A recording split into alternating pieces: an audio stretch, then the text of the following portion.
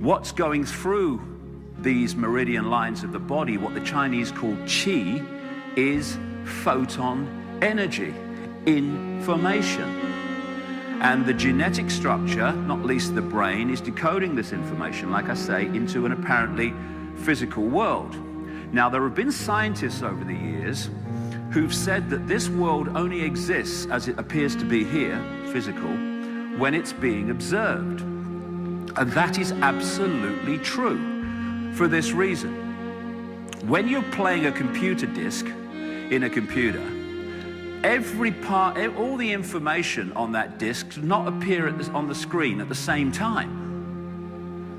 Only that which the computer is reading at that time.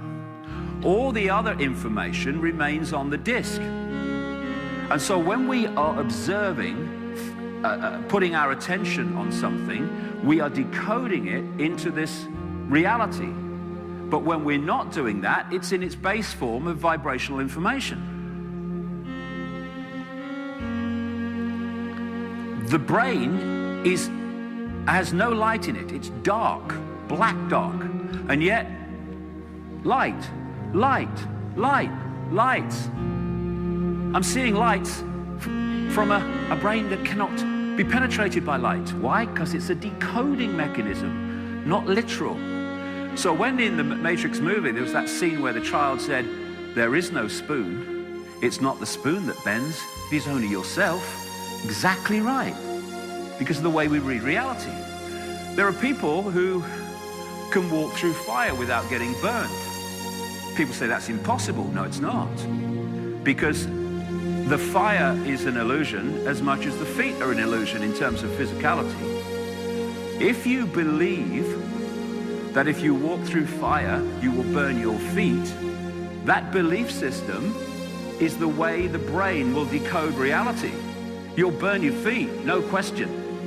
If, however, as these people do, you go into another level of consciousness that overrides that programming, then you can walk over hot coals and not burn your feet, because the brain will decode that reality instead of the one where you go, ouch, get an ambulance.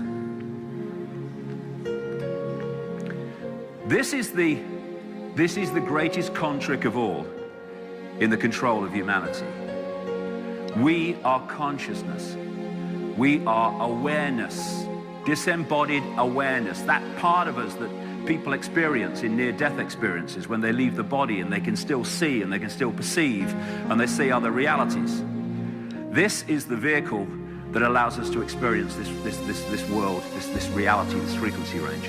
And the idea of the control system is to get us to believe we are this and not this, because there are massive implications for control. A Central American shaman, who I'll quote in the second section quite a bit because he said some brilliant stuff. He said this: "We are perceivers, we are awareness, we are not objects, we have no solidity, we are boundless. We, or rather our reason, forget this, and thus we entrap the totality of ourselves in a vicious circle from which we rarely emerge in our lifetime." And the reason we rarely emerge is the control system is constantly trying to get us to see ourselves in physical terms. So the body allows consciousness to experience this reality, but we are multi-leveled, multi-dimensional. So consciousness takes on these shells, these body computers, to allow us to experience this world. And the trick is, for the control system, is to get us to self-identify with the body, the vehicle. Do not try and bend the spoon. That's impossible. Instead, only try to realize the truth. What truth? There is no spoon. There is no spoon? Then you'll see that it is not the spoon that bends, it is only yourself.